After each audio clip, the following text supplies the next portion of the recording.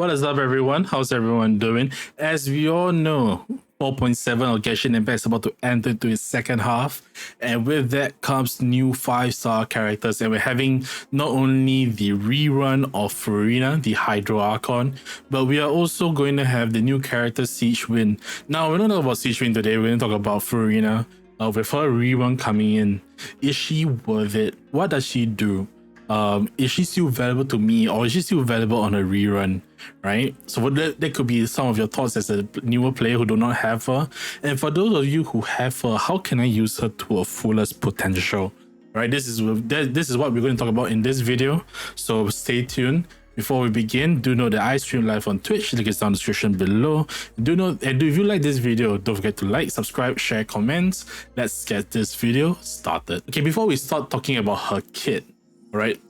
Some of you may know that most of Genshin's characters that were released in Fontaine have this thing called an arc alignment, right? Whether is it the Usia or Numa alignment. So for example, Navia, she is Usia aligned. So right, so you can see the dark blue. So when you use a skill, right, there's a dark blue sword that comes out. For Furina, she does have access to both arc alignments, which is Usia and Numa. Currently, she is in her default is in her Usia form by her short hair and her more dark outfit. All right, and in order to switch, she uses a charge attack. You can see this is now in her Numa alignment, and that affects her skill, as you can see from the bottom over here. So this is her. So you can see the skill in her Numa alignment, and her skill changes whether it's in the Usia alignment. So what does each aligned skill does? All right, so basically in Usia form, she summons 3 of the 4 Salon members, the Salon Solitaire members. The Octopus, which is Gentleman Usher. The Seahorse, which is Sir Chevy.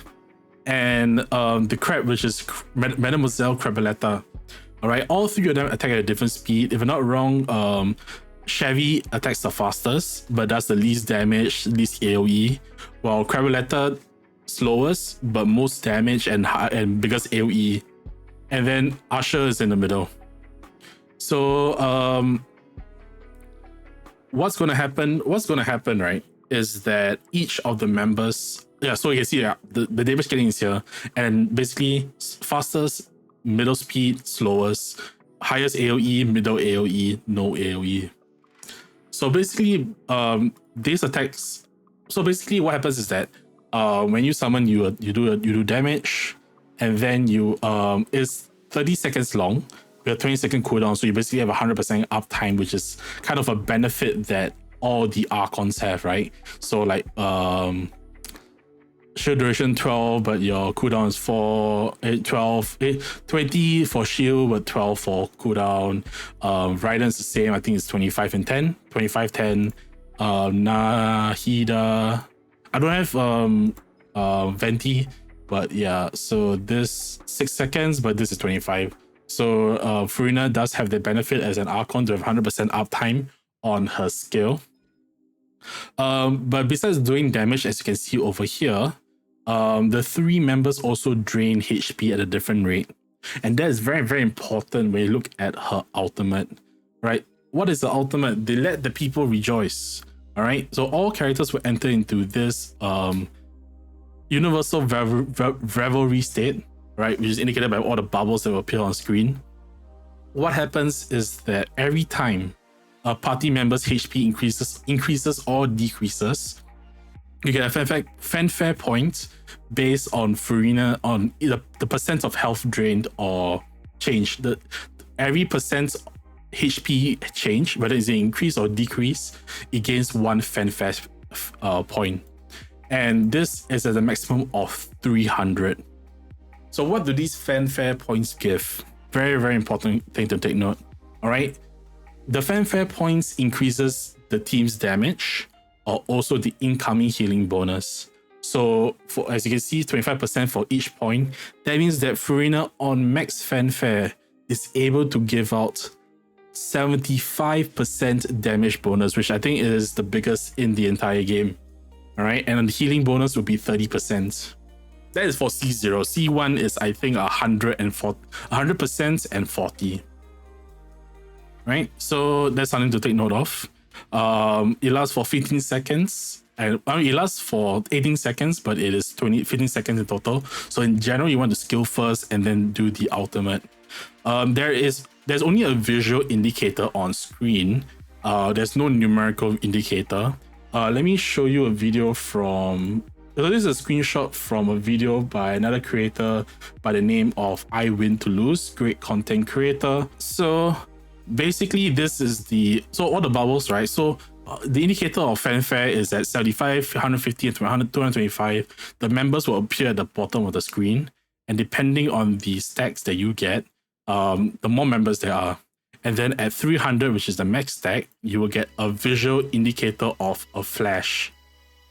All right, so you can see from over here, this flash animation is basically the indicator that it has reached its max.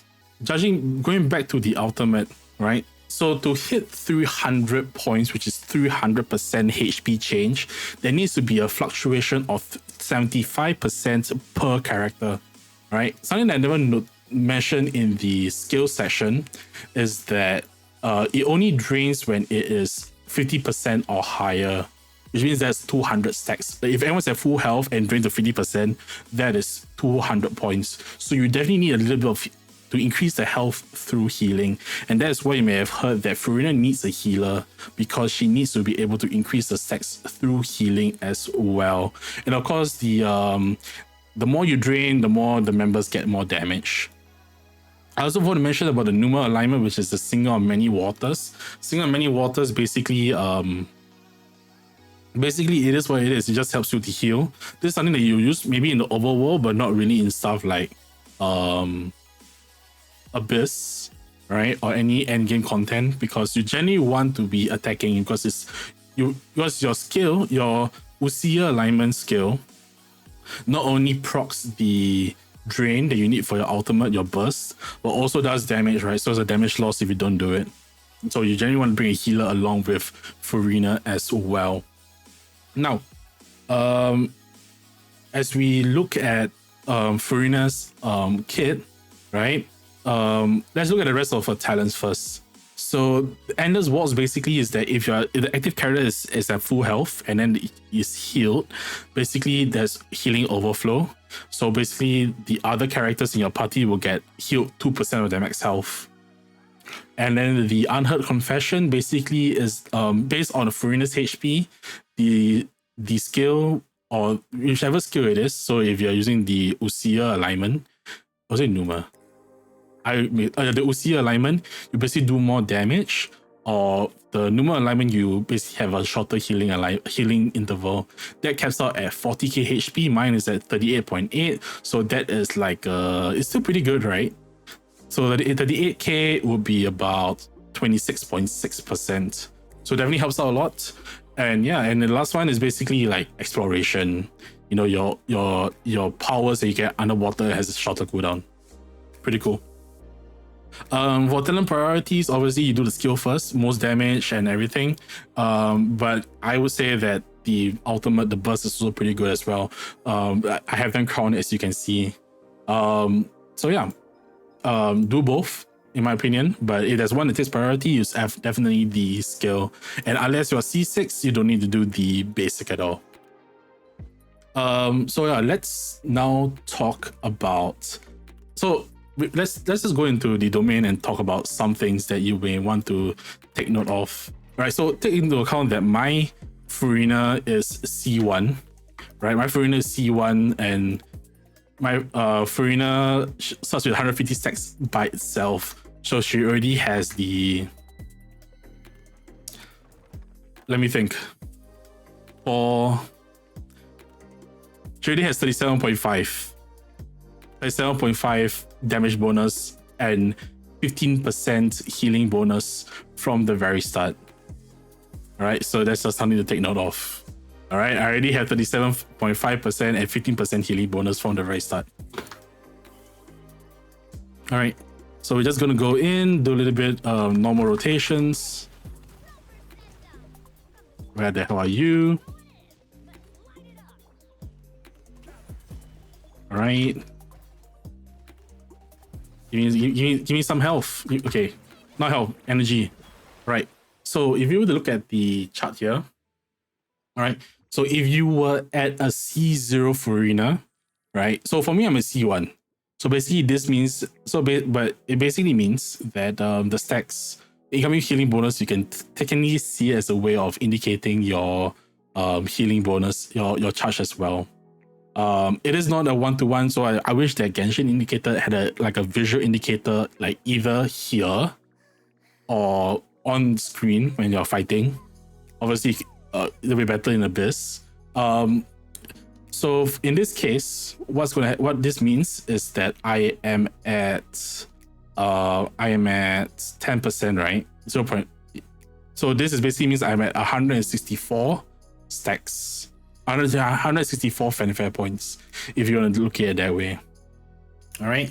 So this is just a visual indicator. All right. For those of you who are C0, you show a smaller number, which is 1.4. All right. So let's just keep attacking. Oh, Bennett's thing is gone. That's my bad. So let's do this. All right. Now it's going to get a lot of healing. So I see Nava has a lot of healing, right? Now her incoming healing bonus is higher at 240%. All right, so that's just to help see it indicate. All right, now Bennett is at 300%, 300 stacks. All right, so basically, obviously this is scarf. This is not how I usually play, right?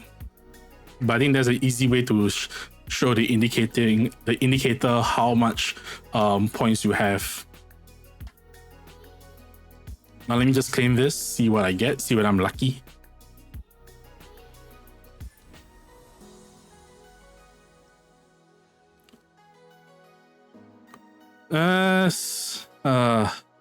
Farming this domain sucks. So basically, that's one way you can see in battle how much healing bonus she has to indicate, because it's 0.1. So it's basically, if it puts that 15%, that's 150, right? Now let's look at artifacts and artifact stat. Best set for her is the golden troop set, right? The elemental skill damage, 45% is given to you straight off the spot. And then if she's off field, which it will be almost all the time, she'll get a further 25% for a total of 70% elemental skill damage, which means if you think about it, right, including the 75% that you get from the ultimate, that's 145% damage bonus. Pretty good. You can also run two piece of HP. I think the 2-piece HP, if I'm not wrong, is kind of if you talk about equal stats, like equal subsets and everything. The 2-piece HP Royal Crushers with 2-piece tenacity is slightly worse than without the extra 25% from being off field, but with the 20%, obviously that scales a lot more. Which Furina is going to be off field most of the time. So but this is if you have these two pieces with the right substats, it's pretty fine. Other things that you can use on her is a mix of like the hydro, like the Nymph's Dream, or the what's that other piece called, the Heart of Depth hydro bonus. Mix of these two or HP is also pretty good. You're looking at 4-piece sets. Tenacity does work, however tenacity doesn't work with Nouvellette, so it's something to take note of. Yeah, so if you're looking at the 4-piece golden troop, definitely take note that this is her best in slot. Yeah, and let's look at subsets. What stats do you want? So she's HP scaling, so HP goblet. You may want an ER goblet if you need to meet the ER requirements. What are ER requirements? Let's talk ER requirements before we go further in. Her ER requirements depends. Let's take into account like no Favonius weapons and everything. For solo hydro means just Furina only. You may want to consider like 190 onwards, that is for her to out consistently, because you want her to out every rotation, right? You want the 75% damage bonus every rotation. So having her being able to out off cooldown is important. So about 180 to 190 would be a good starting point if it's solo. In a double team, technically 150 to 160 can be a good point to stop at. And of course that changes with a C4, which we'll talk a lot about more later. So double hydro, and of course you tend to get minus off like 20% if you're using like Favonius weapon. So in this case, my Zhongli has the Favonius lens, so I don't really need as much ER, even though she is on the even though she's in the mono, even though she's the only hydro character here. It also depends on your weapon, right? So with your weapon and everything, I have 163%, but because I use the Flow Sondra Ferryman, which gives me an additional 32% for 5 seconds after the skill, I do have 195. So I'm actually very comfortable in running my team in both single and double hydro setups. And at the very least, I can just have a Favonius Ruder and I'm fine. So let's look at my stats. So depending on what weapon you're using, for me I have an ER weapon, so I can run a HP sense. If you run a crit weapon, you may want to use a ER sense as well, depending on whether you want. If you can get substats, fine, right? You can get it through the substats, yes. You can run a HP. You can get ER from your substats enough to meet the criteria, that's good. But otherwise, you want to run ER sense. As for the goblet, you may have heard that Furina runs better with a HP goblet. Why is that? So, because she already has 145% damage bonus from both the artifact set and also her skill, having HP goblet is pretty much better because, you know, too much damage goblet, too much damage bonus, then there's too little stats to bounce it off. So that's why, you know, having a higher HP stat will help her in the damage. Will help her damage out tremendously. Do note that, of course, with Constellations, if you're using C2, then maybe you may want a hydro damage goblet instead. By the way, 49 CV, by the way, 21 plus 28. But that being said, if you have a good HP, a good hydro goblet with good substats, feel free to use them as well. But because HP goblets are apparently more abundant, so you know it may actually not be a bad thing anyways. As for Circlet, crit damage or crit rate, she's a sense of crit rate, so you may want crit damage, you know, instead, unless you're not able to meet the crit requirements.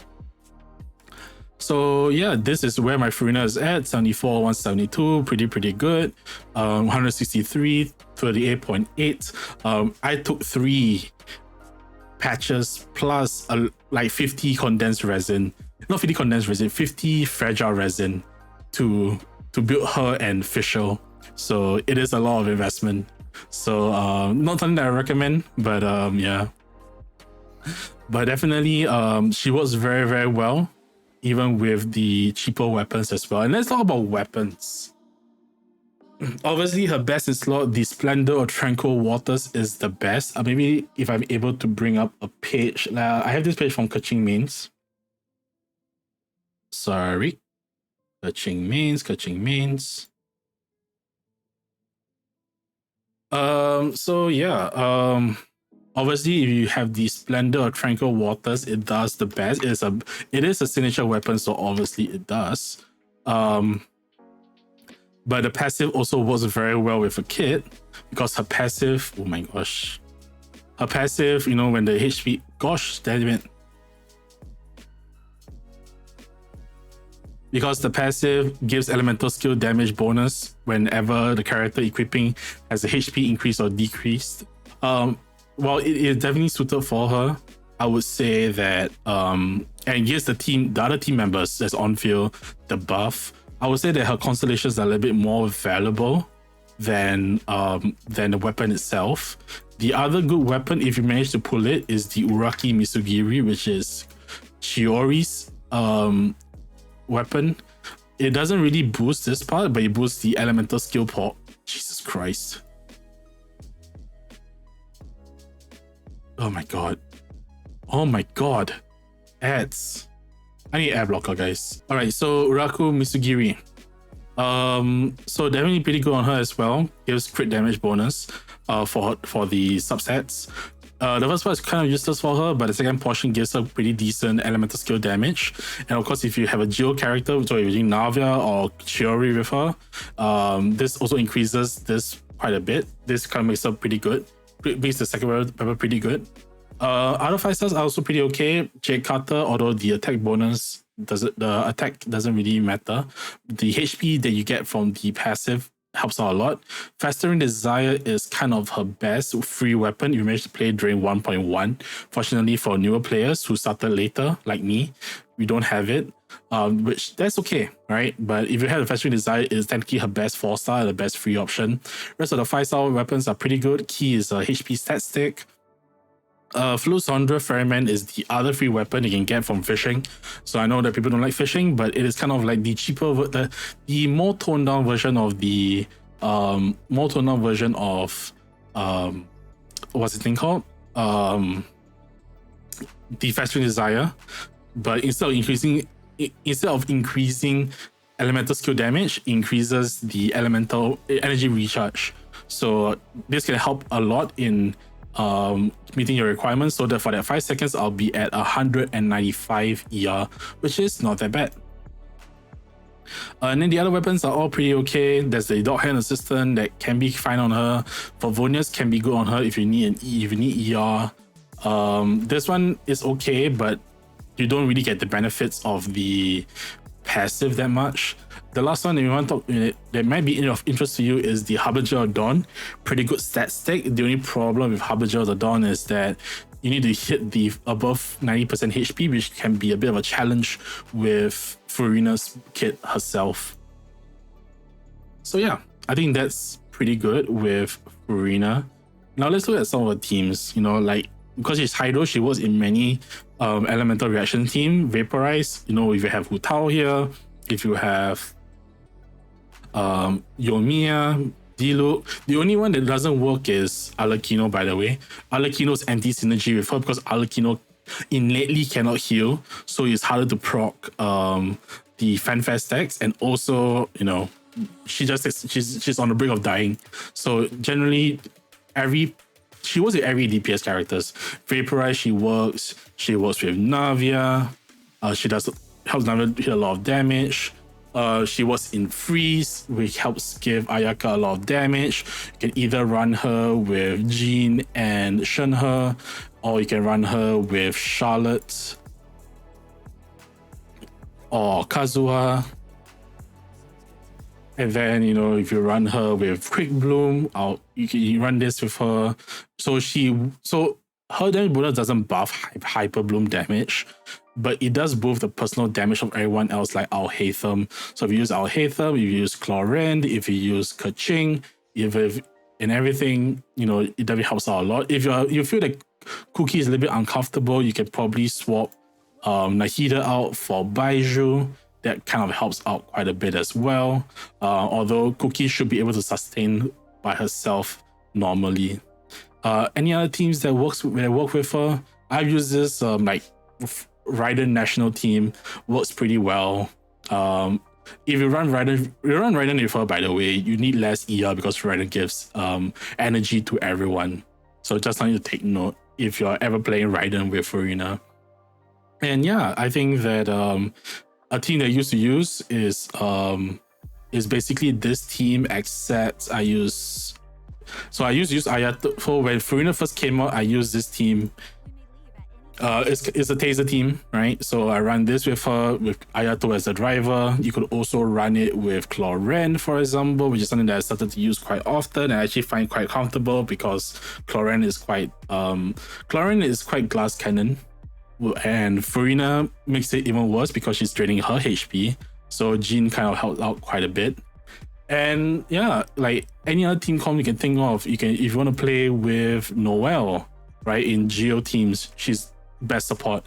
If you want to, because Noelle's kit is like when she attacks, she heals, right? So she's getting her damage boost, but she's also healing and giving the fanfare stacks.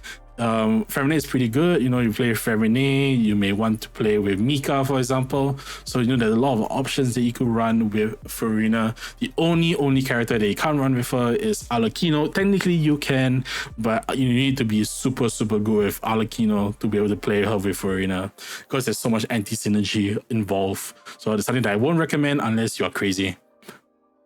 But yeah, that is, and even though this is across all teams, and especially with the Arlecchino mention, there is one thing that you need to take note of when you play with Furina, and that is that you need a healer on the team.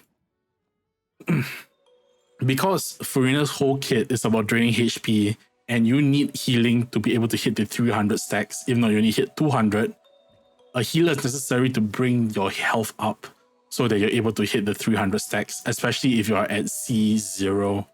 Right? If at C2, you don't really need it, but at C0, you definitely healing there. And team-wide healing is a lot better because obviously, if the healer heals each person 20% health, team-wide healing, that's 80%. So that's 80%, that's 80 stacks in total. So obviously, Jean became a lot more popular because of Furina. Shen Yun came out in 4.4. Baiju just has re1 last patch, pretty good as well with Sino in particular. And that's not to say that single character healers are not bad, like Cookie or Bennett. Where's Bennett? Or Bennett. Like as you can see, I run Bennett with Navia and Furina, and it still works out pretty fine. As long as you're able to build them to heal enough, then you'll still be doing fine because of the overhealing. So that's something that you may want to take note of when you're building these characters. But yeah, I think that being said, would I recommend players to pull off Furina? I think that pull whoever you like, obviously. To me, I played through Fontaine's Archon Story, and I like Furina a lot, to the point that I got Constellation 1. Which, by the way, I don't know about Constellations. Constellations don't pull unless you can afford it, kind of thing. Basically, this gives you 150 points on spot and gives you a max of 100 points or 400 points. All right, that means that the damage bonus is 100% at max. This one basically increases the rate that you get the points by 2.5, 50%, right? So 2.5, and then any excess will increase her HP. So if you ever see people with 100k HP Furinas, that's how they got it. And then C4 basically means that you get more energy. So that means there's less energy recharge you need to build. Like you can decrease your energy recharge to 40%. Like in double hydro situations, you don't need to build ER at all. Right? And then for C6 basically turns into a main DPS, and yeah, so because she gets hydro infusion, so she's the DPS now. Move over Neuvillette. So yeah. Furina is a great character. I really like her. I think that she definitely gives a lot of damage bonus to the team. She really increases the damage of your team. She's a very good buffer, and bringing a healer is not that bad of a thing anymore, right? The fact that Jean got a resurgence because of her, the fact that Baiju, who was hated by a lot of people, like not hated, a lot of people in the community didn't like him, suddenly became very popular. Shen Yun suddenly became someone that people wanted to pull. And I think that characters like Shao got revamped quite a bit because of Furina. And really, I think that the 75% bonus from a passive or C0, or from out, really helps out quite a bit. And she is fun to use, she's off-fielder and everything. And I think that the values that she brings to many teams, except for Arlecchino, is pretty impressive. And so for those of you who are thinking of pulling for her, if you are really missing that damage amplifier, Furina may be the person for you. And take note, she's Hydro. People agree that Hydro is the best element in the game. Yeah, people say that, if you have Yelan or you have Sinchu, don't pull for Furina. I disagree, why not have all three? All right? Hu Tao appreciates her. Al Hatham appreciates her. Neuvillette appreciates her. Clorenz appreciates her. Navia appreciates her. except for Arlecchino, every character, every DPS would do better with her. You as a player just need to know you need to keep track of her healing. She needs a healer for most teams, and something that you may want to take note of as you're building a team. So yeah, with that being said, thank you for watching this video. Really appreciate it. If you like, thumbs up, subscribe, share, comments, all the good stuff. Do know that I stream live on Twitch.